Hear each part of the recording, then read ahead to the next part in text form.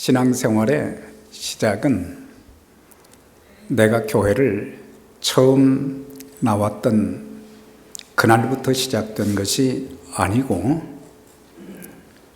내가 개인적으로 예수 그리스도를 구세주와 주님으로 영접하여 죄사함 받고 구원받은 하나님의 자녀가 된 그때부터 시작해서 우리 신앙 생활이 시작이 된 것입니다.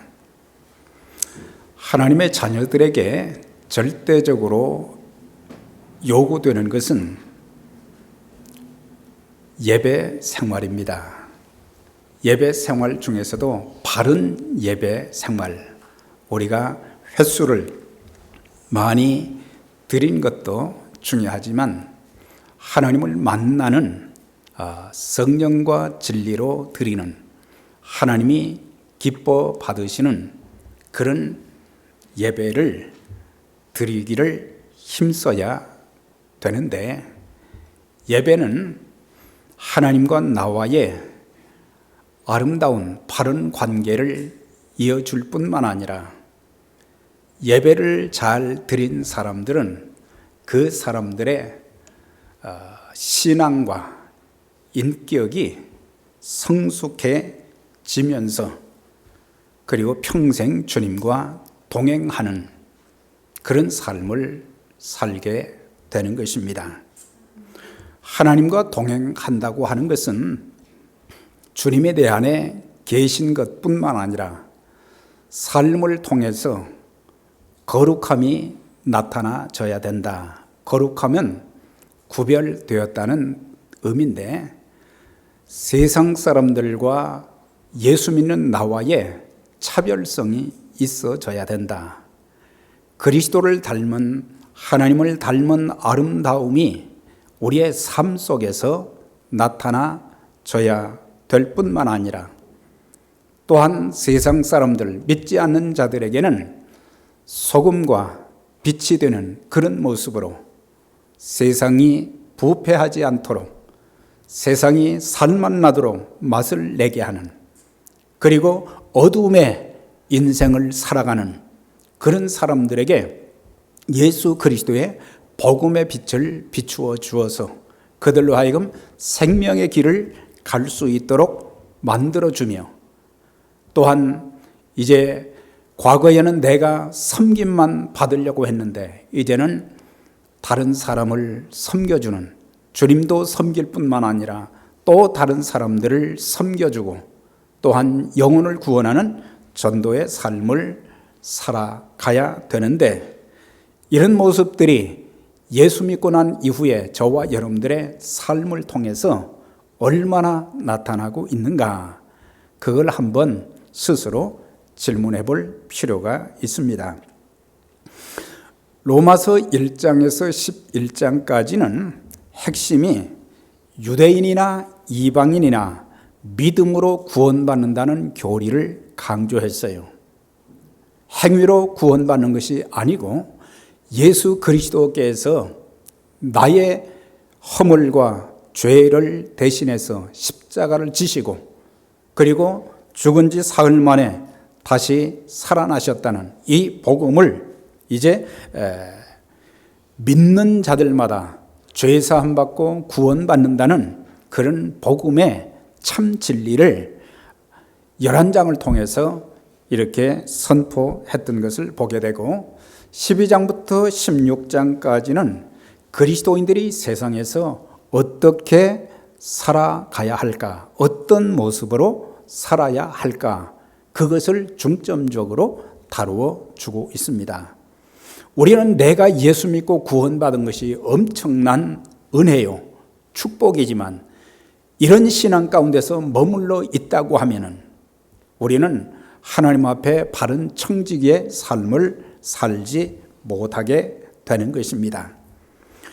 그래서 오늘 이 특별히 12장부터 16장까지 중에서 첫 번째 1절과 2절을 통해서 아주 중요한 말씀을 해 주셨어요. 구원받은 그리스도인들에게 가장 중요하게 있어야 될 것이 무엇인가? 그것은 예배와 삶의 일치가 되어져야 된다는 것을 강조해 주고 있습니다. 예배당에서 드린 그런 예배의 모습이 삶의 현장인 가정에 가서도 또 직장과 사업장에 가서도 사회에서도 그대로 유지되어서 예수 믿는 사람들은 이렇게 다르구나. 그런 모습을 구별된 삶의 모습, 하나님 자녀다운 그런 모습들이 우리의 모든 삶의 현장에서 보여져야 되는데 사도 바울은 로마 교회 성도들에게 이렇게 권면을 합니다. 그러므로 형제들아 내가 하나님의 모든 자비하심으로 너희를 권면한다. 사실 사도 바울의 이 복음관을 보게 되면요, 굉장히 단호한 것을 보게 돼요. 그래서 비진리, 비복음과는 절대적으로 타협을 한 적이 없고 거기에 대해서는 목숨을 걸고 단호하게 사람들이 자기를 뭐라고 하든지 복음에는 전혀 타협이 없었던 것을 갈라디아서 1장을 통해서도 볼 수 있는데 거기에서 바울이 우리나 혹 하늘로부터 온 천사라 할지라도 우리가 전한 다른 복음을 전하면 저주를 받을지어다. 아주 복음에 대해서는 얼마나 단호했는지 몰라요. 그러니까 사도 바울이 전했던 우리가 전한 복음은 무슨 복음이냐? 그 내용이 뭐냐? 곧 말씀이 육신이 되어 이 땅에 오신 동정녀 탄생하신 예수님, 또한 우리의 모든 죄와 허물을 영원한 지옥 형벌을 받는 것을 안타까워하셔서 우리 모든 죄를 짊어지시고 십자가에 죽으시고 살아나신 죽음과 부활, 그리고 언제 일는지는 모르지만 우리 주님이 이 땅에 다시 재림하신다는, 그래서 동정녀 탄생, 그리스도의 죽으심과 부활, 그리스도의 재림, 이 복음만 계속해서 전했는데 거짓 교사들, 거짓 선지자들이 또 율법주의자들이 예수 그리스도의 이 순복음을 변질시키고 타협하고 행함을 강조하고, 그래서 그런 자들에게는 바로 저주를 받을지어다. 오늘날 현대에서는 말이죠, 이 자유주의자들, 종교다원주의자들, 이단의 세력들에 대해서는 아주 단호했던 것을 보게 돼요. 사실 사랑의 사도였던 요한도 보면은 사랑의 사도라고 그랬어요. 그러나 이단의 세력, 잘못된 그런 진리의 세력들, 그런 사람들은 인사도 하지 말고 만나지도 말고 그 사람들하고는 말도 하지 말아라 그랬어요. 아주 비진리에는 단호했던 것을 보게 되는데 오늘 사도 바울이 로마 교회 성도들에게, 오늘 우리들에게 주시는 말씀이 형제들아 그래요. 나는 사도고 너희는 교인이다, 성도다, 그렇게 말하지 않고 그리스도 안에서 한 피를 받은 형제 자매, 그런 수평적인 관계 속에서 그들에게 명령하는 것이 아니라 권면한다 그랬어요. 권고한다 그랬어요. 그러므로 형제들아 내가 하나님의 모든 자비하심으로 너희를 권하노니 너희 몸을 하나님이 기뻐하시는 거룩한 산 제사로 드리라. 이것은 예배를 말씀하는데 예배도 두 종류의 예배가 있어요. 하나는 회중 예배가 있고 또 하나는 삶의 예배가 있어요. 그래서 우리는 이 회중 예배, 모여서 드리는 주일날도 수요일날도 또한 이제 금요일에도 새벽에도 우리가 이렇게 모이는 예배를 또 소중하게 여길 필요도 있고 삶의 예배도 중요하게 여겨야 되고, 그래서 그리스도인들은 어떤 상황 속에서도 예배하는 그런 마음이 되어지고 예배를 통해서 하나님과의 진정한 만남도 있고 삶의 예배를 통해서 하나님 앞에서의 삶을 우리가 살아가야 된다는 것을 가르쳐 주고 있어요. 사실 구약시대 때 그 예배, 그 제사라고 그랬어요. 신약에서는 예배라는 단어를 썼지만 구약의 제사를 보면은 첫 번째 이제 제물을 드리는 자가 짐승을 끌고 오잖아요. 그 짐승이 깨끗한 짐승인지 아닌지 제사장에게 이제 검사를 맡고 난 뒤에 자기가 그 죄 때문에, 자기가 지은 죄 때문에 죽어야 되는데 짐승에게 손을 얹고 그 모든 죄를 다 전가를 시킵니다. 그러면 그 짐승은 자기 주인의 죄를 대신해서 목이 잘리고 몸이 다 잘립니다. 죽습니다. 그 다음에 그 모든 이제 몸뚱이는 불에 태워서, 번제라고 그러죠. 불에 다 태워버려서 채만 남게 하는 것입니다. 그리고 그 짐승의 피는 대제사장이 그걸 가지고 지성소에 가서 속죄소에다 뿌리고, 그렇게 했을 때에 죄사함을 받는 그런 제도가 구약의 제도예요. 하나님 앞에 예배를 드리는, 제사를 드리는 그런 제도인 것입니다. 그런데 그렇구나, 거기서 끝나는 것이 아니라 내 죄가 얼마나 중하면은 짐승이 내 대신 죽고 불에 태워 죄가 되어지고 피를 다 흘리고,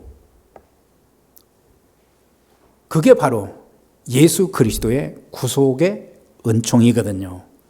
죄 없으신 그리스도께서, 하나님께서 인간의 몸을 입고 이 땅에 오셔서 우리 죄를 대신해서 십자가에 달려 죽으심으로 말미암아 우리의 모든 죄가 그분에게 전가되었고, 그분이 십자가에서 죽으셨고, 그렇지만 또 하나님이 사흘 만에 살려주셔서 우리가 영생을 얻게 되었는데, 그러면 우리가 하나님 앞에 예배를 드린다는 말이 그 영어로는 sacrifice라고 그러잖아요. 이건 희생이에요, 희생. 죽는 것을 말하는 거예요. 우리가 하나님 앞에 나와서 예배를 드릴 때에는 내 자아와 욕망과 고집, 이런 모든 것들이 다 죽어져야 되는 거예요. 죽어져야 되고, 우리가 하나님 앞에 드리는 중요한 것들이 있잖아요. 기도를 드리고, 찬송을 드리고, 헌물을 드리고, 하나님 앞에 드릴 수 있다는 그 자체, 하나님의 그 놀라운 사랑으로, 은혜로 말미암아 내게 주신 것들을 하나님 앞에 드릴 뿐만 아니라, 우리가 말씀을 읽을 때, 말씀을 공부할 때 자기 스스로 해석하거나 판단하지 말고, 이건 다른 사람들에게 적용되는 말씀이 아니라 내게 주신 말씀으로 받는 것. 오늘 설교는 꼭 아무개 집사가 들었어야 되는데 오늘 안 나왔네, 그게 아니에요. 바로 내게 주시는 말씀입니다. 내게 주시는 말씀으로 받아야 내 심령과 삶의 변화가 있고 하나님의 은총이 강물처럼 내게 밀려오게 되어지고, 그래서 주님의 음성이 들려지고 성령의 인도하심 따라서 하나님, 제가 이렇게 이제 믿음 생활하겠습니다, 제가 이렇게 살겠습니다, 이렇게 헌신하겠습니다, 이런 아름다운 결단들이 예배를 통해서 있어져야 되기 때문에, 우리는, 사도 바울은 하나님이 기뻐하시는 거룩한 산 제사를 하나님 앞에 드리라 그랬는데, 사도 요한은 예배에 대해서 이제 예수님께서 이제 하신 말씀들을 이렇게 표현했어요. 아버지께 참으로 예배하는 자들은 신령과 진정, 이거는 성령과 진리로 예배할지니, 아버지께서 이렇게 자기에게 예배하는 그런 사람들을 찾으시느니라. 하나님은 영이시니 예배하는 자가 성령과 진리로 예배할지니라. 그래서 진리의 말씀과 더불어 성령의 감동함이 있는 예배가 되어져야 된다. 하나님의 말씀이 하나님 말씀 되어지고, 그 말씀은 하나님의 감동된 그런 말씀인데, 그 말씀이 내 심령에도 감동이 되어지고, 그 그래서 내가 이 말씀대로 내가 살아야지. 이런 예배를 드리는 사람들이 그렇게 많지 않기 때문에 이런 예배를 드리는 자들을 하나님은 찾으신다. 그렇게 말씀하신 거예요. 우리가 예배에 대한 말씀들이 성경에 많은데 특별히 창세기 4장에 있는 말씀 보면은 두 사람의 예배가 이렇게 거기에 나와요. 하나는 가인이 드리는 예배가 있고 아벨이 드리는 예배가 있어요. 그런데 그 말씀 보면은 아벨이 드린 예배, 아벨이 드린 제사는 가인이 드린 제사보다 낫다 그랬어요. 그러면서 그 말씀 보니까 여호와께서 아벨과 그의 제물은 연락하셨으나 가인과 그의 제물은 연락하지 아니했다. 중요하게 얘기했대요. 자기 자신도 받아들이지 않고 하나님 거부하셨다는 거죠.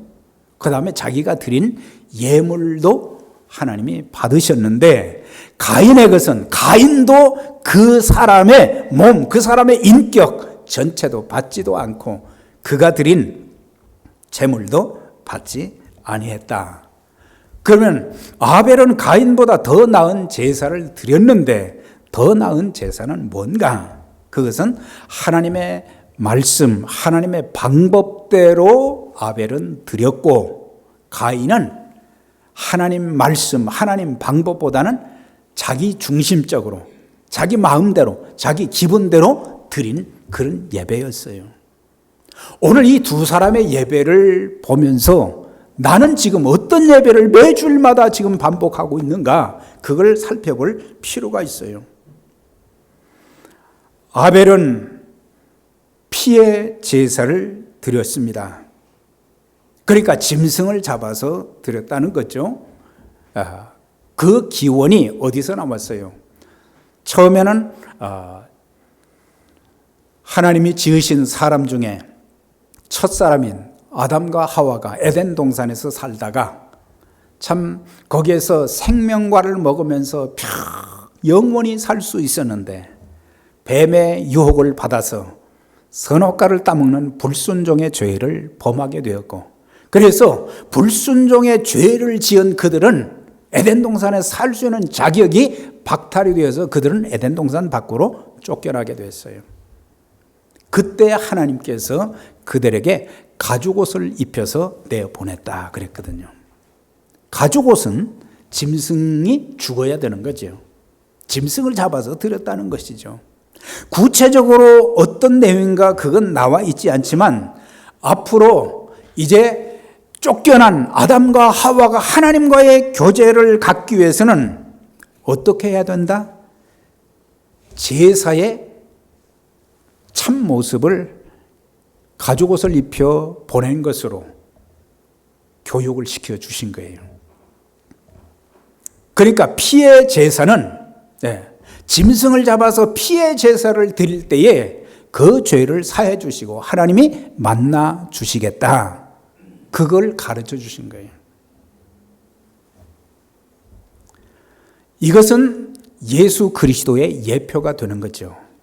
하나님이셨지만 하늘 보좌를 버리시고 이 땅에 인간의 몸을 입고 오셔서 우리의 죄를 대신해서 십자가에 죽으시고 죽으심 앞으로 장차 그리스도께서 우리 죄를 위해서 죽으시겠다고 하는 예표가 되는 것이 짐승을 잡아서 드리는 그런 예배였던 것을 보게 돼요. 그래서 구약의 레위기에 보면은 구약 시대에는 전부 예수님이 오시기 전까지는 말이죠. 짐승을 잡아서 불에 태우고 그 피를 또한 이제 제단에 뿌리고 기름을 태워 향기로운 냄새를 하나님께 드림으로 제사를 드려왔을 것인데 드려왔는데 그래서 아담이 이것을 이제 그의 아들들에게 가르쳤어요. 그런데 한 아들은 그렇게 했는데 다른 아들은 그렇게 하지 않았어요. 아벨은 하나님의 말씀대로 제물을 드렸어요. 하나님 말씀대로 드렸다는 것은 뭐예요? 아벨은 양치는 자였지만 양의 첫 새끼를 하나님 앞에 드렸다 그랬어요. 그런데 가인은 곡식으로 드렸다 그랬어요. 아무거나, 그것도 첫 곡식도 아니고. 그러니까 첫 번 것을 드렸다는 것은 하나님이 최고요, 하나님 앞에 최고의 정성을 들여서 하나님의 말씀대로, 하나님 방법대로 드렸기 때문에 아벨과 그의 제물은 연락하셨고 가인 것은 받지 아니하셨다 그랬어요. 오늘 이것을 통해서 우리가 금년 한 해뿐만 아니라 평생 살면서 신앙생활하면서 무엇이든지 하나님이 첫째가 되시기를 바랍니다. 하나님이 두 번째, 세 번째, 네 번째가 아니라 항상 그분이 첫 번째가 돼야 돼요. 우리가 송구영신 예배를 드린 것은 한 해 첫 시간을 하나님 앞에 드린 거잖아요. 오늘 여러분들이 안식 후 첫날, 주일날 나온 것은, 주일은 말이죠, 그 주의 첫날이에요. 첫날을 하나님 앞에 내가 이렇게 드리고 하나님께서 주신 은혜와 복을 힘입어서 또 엿새 동안 세상에 나가서 열심히 일하겠다고 하는 거잖아요. 하루의 첫 시간을 하나님 앞에 드리는 그런 자세가 중요한 거예요. 눈만 뜨고 나면은 매일 첫 번째 해야 될 것이 뭐겠어요? 하나님 앞에 엎드려서 오늘 하루를 주심을 감사합니다 기도하고, 또 성경을 펴고 하나님 이제 시간이 없으니까 단 몇 절이라도 읽고 하나님 오늘 이 말씀대로 살게 해 주세요. 말씀의 참 역사를 위해서 기도하고, 오늘도 세상에 살면서 제가 타협하지 않게 해 주시고 하나님의 자녀답게, 하나님의 종답게 제가 살게 해 주세요. 그러면서 또한 11조는 뭡니까? 열심히 엿새 동안 일하는 것에 10분의 1은 단순히 10분의 1이 아니라 첫 번째 떼어야 되는, 하나님께 드릴 것은 첫 번째 떼어야 된다. 다른 거 다 쓰고 남은 돈 떼는 게 아니고 그것이 바로 첫 것을 드리는, 아벨과 그가 드린 제물이 연합되었다는 것처럼 우리의 예배와 우리의 삶이 하나님 앞에 연합되어진 그런 삶이 된다면 하나님의 은혜가 넘치게 되고 우리의 삶 속에 모든 어둠의 세력이 틈타지 못하도록 늘 성령께서 나를 붙들어 주시고 인도해 주시는 은혜가 있다고 하는 것입니다. 그래서 우리가 회중 예배, 드리는 예배도 하나님이 연락하시는 예배, 또한 삶의 예배, 너희는 이 세대를 본받지 말고 오직 마음을 새롭게 함으로 변화를 받아 하나님의 기뻐하시고 온전하신 뜻이 무엇인지 분별하도록 하라. 그래서 예배는 여기에서만 드리는 것으로 끝나는 것이 아니라 우리의 삶의 현장에서 예배하는 그런 마음 자세로 우리가 살아야 된다. 여기서는 거룩한 것 같은데 집에 가면은 사람이 확 달라져요. 아담과 하와처럼 미혹되지 말고, 악한 마귀는 때로는 우는 사자와 같이 때로는 천사의 모양을 가장하고 들어와서 내 영혼을 아주 그냥 형편없이 만들어 놓고 우리의 가정을 파괴하고 교회를 파괴하고 사회를 파멸시키는 악한 영의 세력을 우리가 영안이 열려서 그것을 보고 우리가 대처하고 막고, 그리고 악한 마귀는 그냥 쫓아내야 돼요. 나사렛 예수의 이름으로 명령하노니 떠나갈지어다. 내 마음에 자리 잡고 있는 악한 마귀는 떠나갈지어다. 우리 가정에, 우리의 삶의 터전에. 그러면서 하나님의 뜻을 분별하고 행하라고 하는 것입니다. 하나님의 뜻은 뭐겠습니까? 물론 항상 기뻐하고 쉬지 말고 기도하고 범사에 감사하는 그게 있어야 되지만, 중요한 하나님의 뜻은 잃어버린 영혼을 주님께로 인도하는 일이다. 요한복음 6장 38절 이하에 보면 내가 하늘로서 내려온 것은 내 뜻을 행하려 함이 아니라 나를 보내신 이의 뜻을 행하려 함이니라. 나를 보내신 이의 뜻은 내게 주신 장 중에서 하나도 잃어버리지 아니하고 마지막 날에 다시 살리는 이것이니라 그랬어요. 아버지의 뜻은 영혼을 구원하는 일인데 나만 잘 믿지 말고 금년 안에 안 믿는 사람들에게 또 복음을 전하는 것이 하나님의 뜻을 알고 행하는 일이라고 하는 것이죠. 하나님의 뜻을 알면 우리는 마음대로 행동하고 마음대로 말하고 마음대로 살지 않습니다. 사랑하는 여러분, 구원받은 그리스도인들에게 필수적으로 따라와야 될 것이 무엇입니까? 예배입니다. 회중 예배도 있지만 삶의 예배입니다. 이제 우리는 이 세대를 본받지 말고 주님의 뜻을 분별하여 영혼을 구원하고 하나님 나라를 확장시키는 일에 저와 여러분 우리 모두 그리고 주의 몸된 에베네셀 교회가 참 주님의 나라를 확장시키는 일에 귀하게 쓰임받는 그런 축복의 도구들이 되시기를 주의 이름으로 축원합니다.